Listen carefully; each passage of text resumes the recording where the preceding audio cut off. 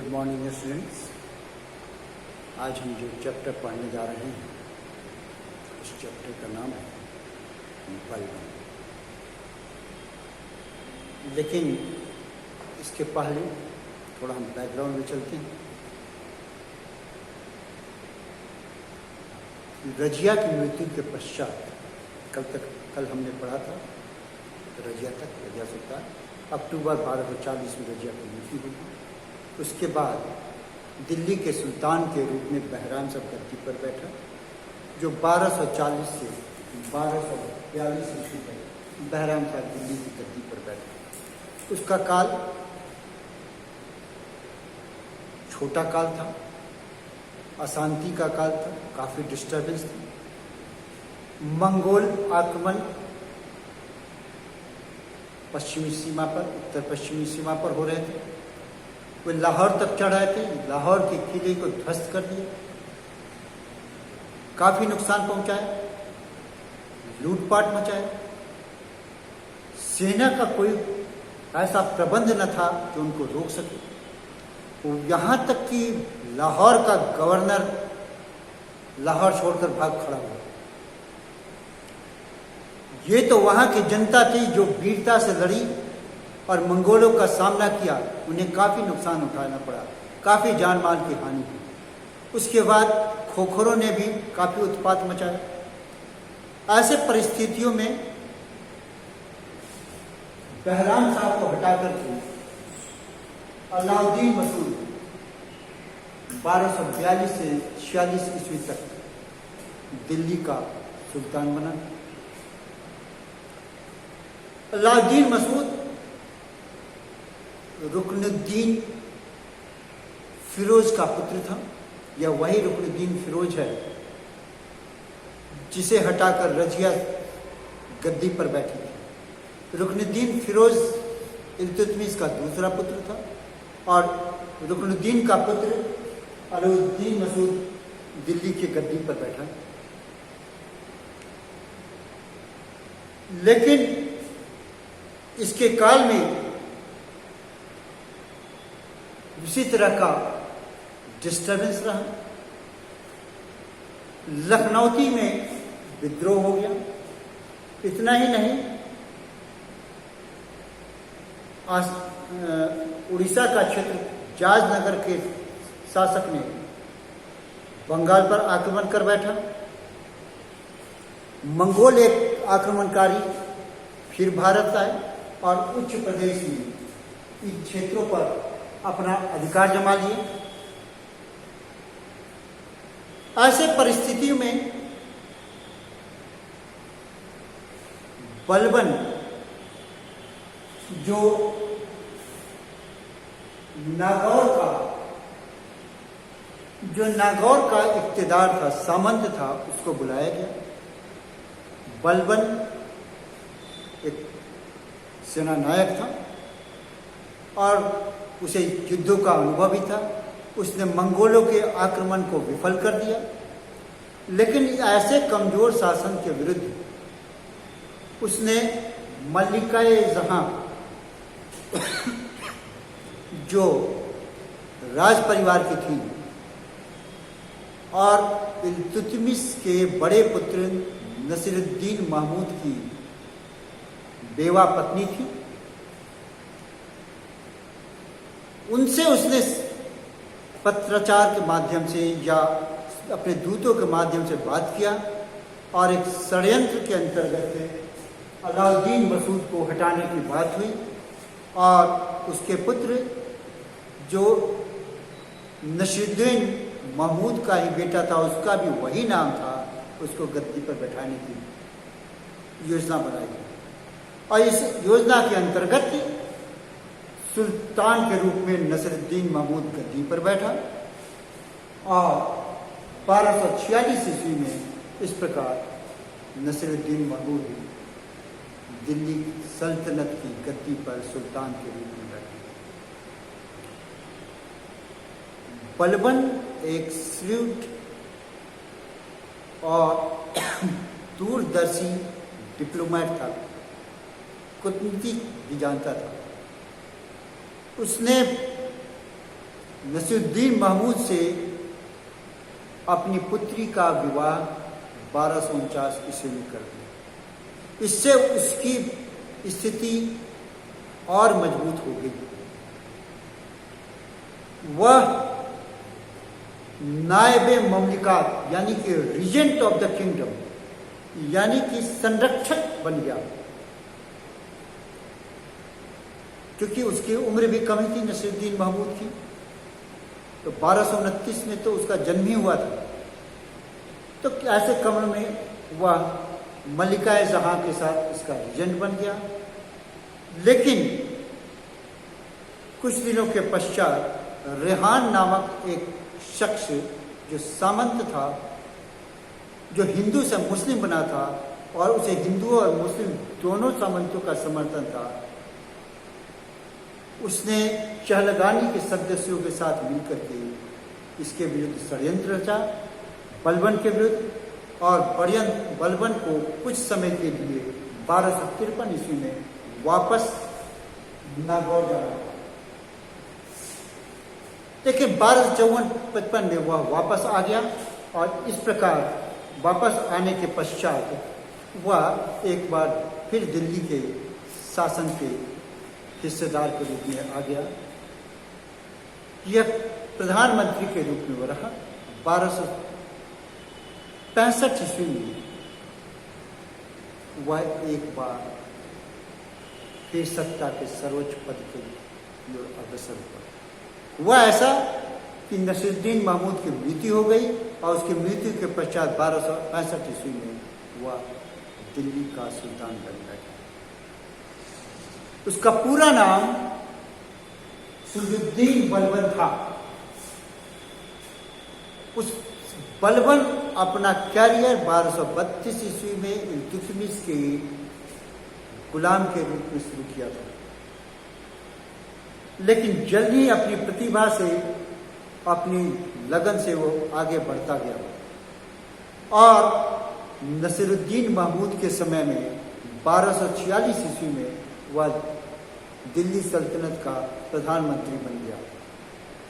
हालांकि 52 ईस्वी में उसे पद कुछ समय के लिए खाली करना पड़ा था, लेकिन कालांतर में वह वापस इसी पद पर आ गया और 1265 ईस्वी में जब सुल्तान की मृत्यु हो गई तो वह दिल्ली का सुल्तान बन बैठा।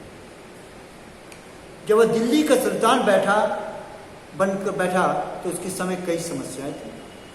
मंगोलों की समस्याएं भी समाप्त नहीं हुई थी। मंगोल आक्रमण जारी थे।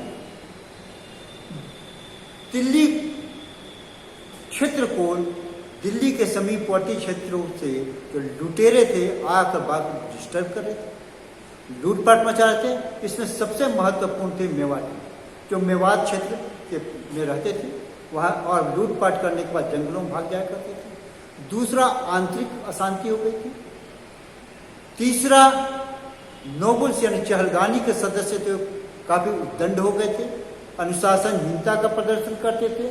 सुल्तान के पद को वो कोई सम्मानित पद समझते नहीं थे, यानी सुल्तान के पद की गरिमा को समाप्त कर चुके थे वो।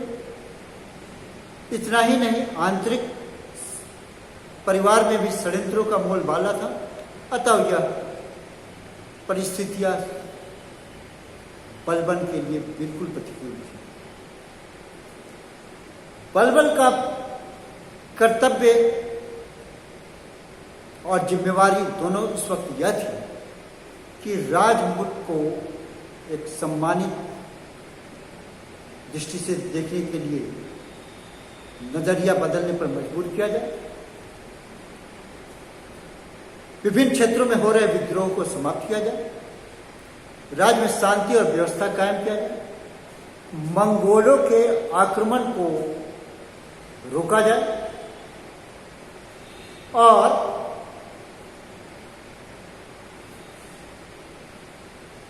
राजा के पद की गरिमा को काफी ऊपर उठाया जाए। उसने सर्वप्रथम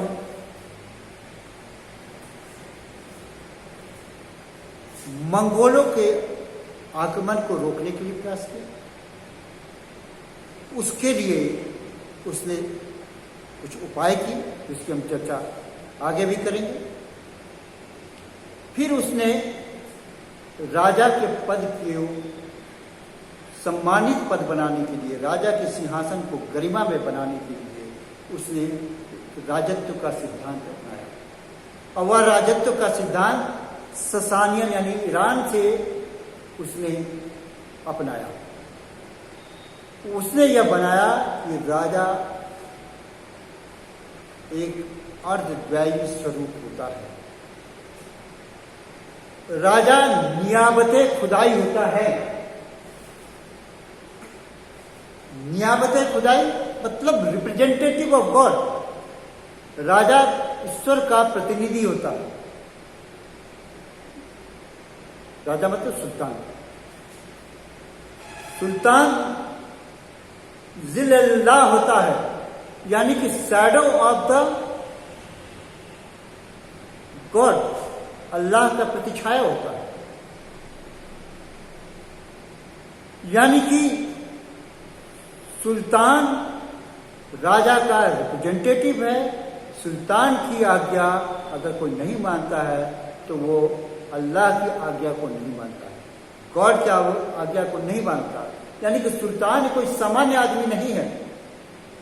यह अर्धदैवी स्वरूप ससानियन डायनेस्टी से लिया गया, ससानियन वंशों से लिया गया है और इससे राजा के पद और प्रतिष्ठा को उठाने में उसकी मदद मिली। इतना ही नहीं, ये उसने निरंकुश राजतंत्र के लिए भी कई उपाय किए। उसने निरंकुश राजतंत्र के लिए सबसे पहले जो सामंत हैं उनकी शक्ति को कम करने के लिए उनकी सेना रखने की क्षमता को कम कर दिया। और सेना के लिए जो सुल्तान निर्भर होता था सामंतों पर, उसके बदले में उसने एक केंद्रीय सैन्य विभाग की स्थापना की, जिसे उसने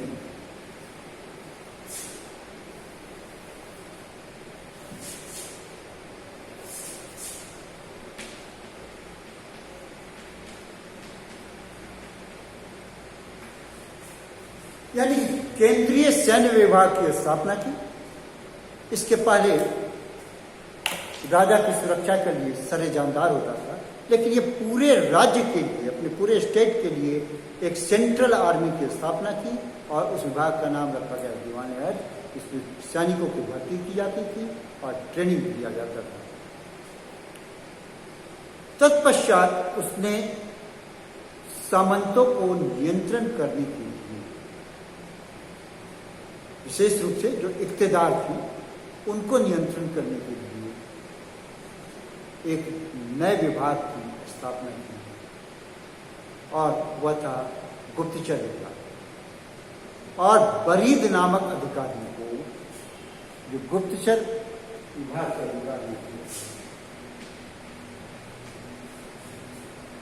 उसने नियुक्त किया और ये बरीद पूरे राज्य में फैल गए थे और इससे सामंतों की एक एक सूचना राजा को मिलती थी। अब उसने चहलगानी के सदस्यों, यानी कि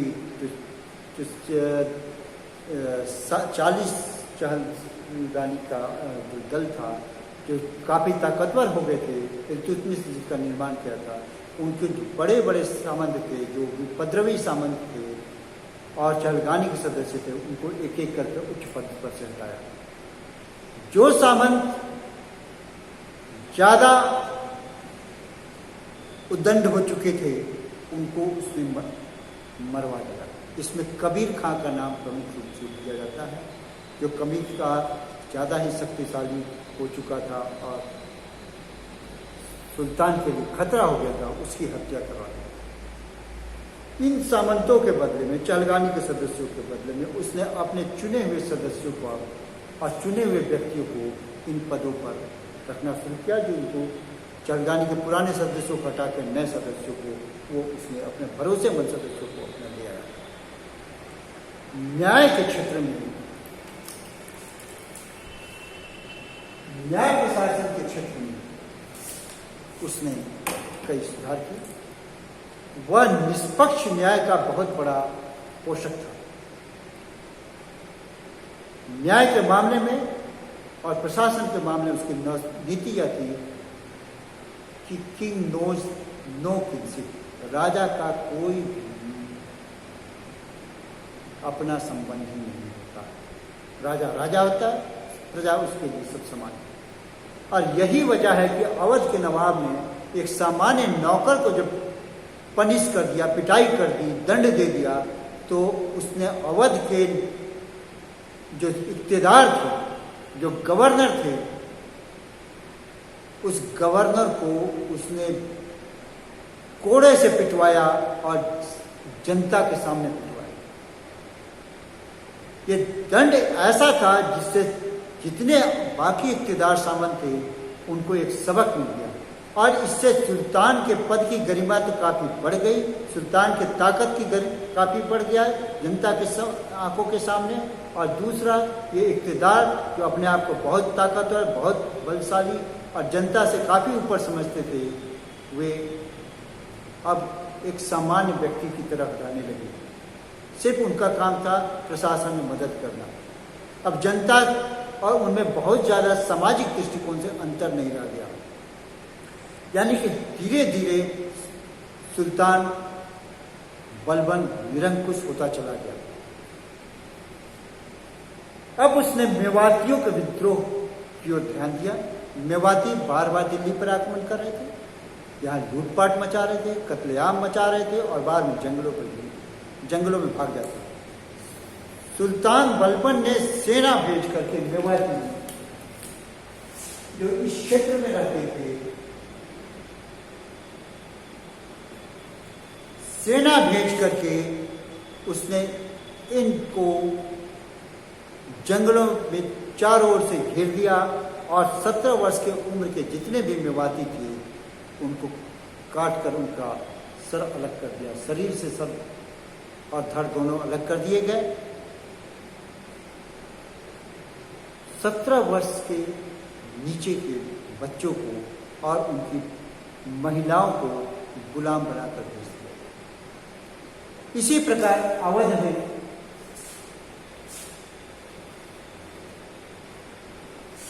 यहाँ पर कटेहर में जो राजपूतों से संबंधित थे, राजपूत प्रांत से संबंधित थे, इसी तरह सेना के एक अधिकारियों को जिम्मेवारियां दिया है, एक क्षेत्र बांट दिया गया कि इन क्षेत्र के कटेहर क्षेत्र के जितने विद्रोही हैं उनको जंगलों में घेर दिया जाए, जंगलों को पहले काट दो, अगर इनको मारना है तो, और फिर इनको कत्लेआम करके इनकी लाशें पर बिछा दी गई।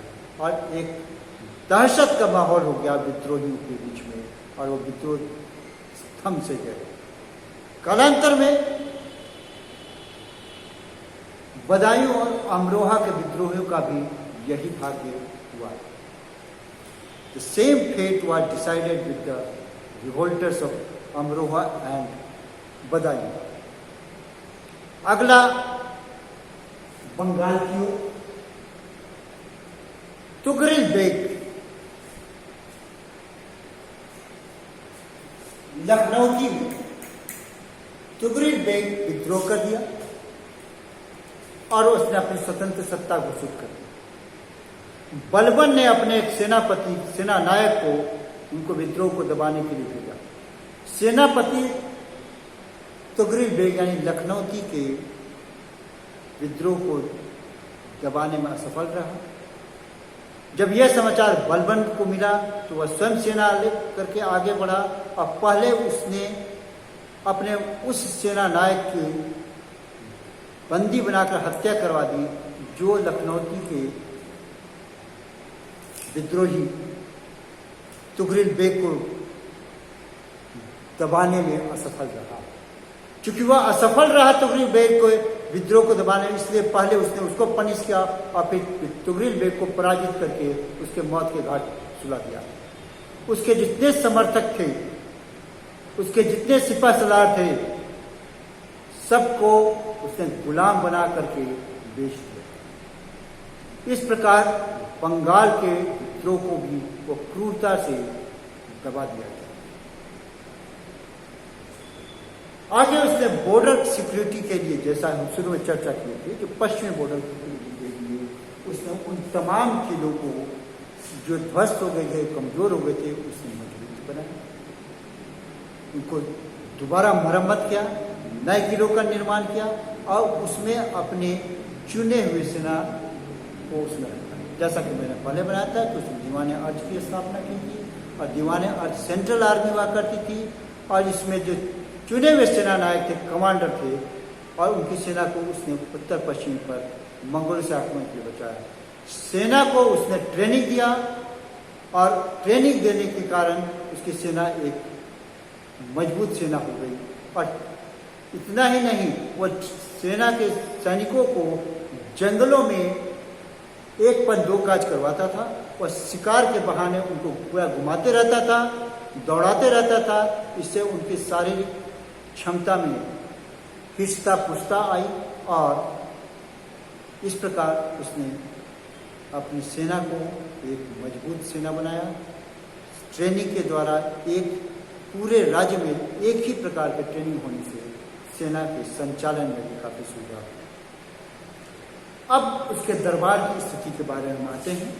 जैसा कि मैंने शुरू में बताया था कि वह ससानियन रूप से यानी ससानियन प्रथा को अपने दरबार में उसने फॉलो किया, यानी उसका अनुकरण किया। उसके राज दरबार ईरानी दरबार की तरह बहुत सुंदर सुसज्जित रहता है। सुल्तान गंभीर मुद्रा में अपने दरबार में बैठता था। पूरे राजसी ठाठ के साथ वह दरबार में आता था। उसके चारों ओर शक्तिशाली अंगरक्षक नंगी तलवार लिए हुए खड़े रहते थे। सामंतों को दरबार में बैठने की इजाजत नहीं थी। सिर्फ पुराने भरोसेमंद चुने हुए उच्च ओहदे वाले सामंत ही बैठ सकते थे। उन सामंतों को दरबार में पोशाक में आना पड़ता था। उन्हें बोलने की कोई इजाजत नहीं थी। जब तक कहा नहीं जाए वो बोल नहीं सकते थे। उनको खड़ा रहना था। उनके दोनों हाथ पीछे रहते थे। हंसी मजाक बिल्कुल बंद हो गया था क्योंकि सुल्तान स्वयं गंभीर मुद्रा में रहता था। इतना ही नहीं, उसने दो प्रथा को फॉलो किया। एक सजदा और दूसरा पैगोस।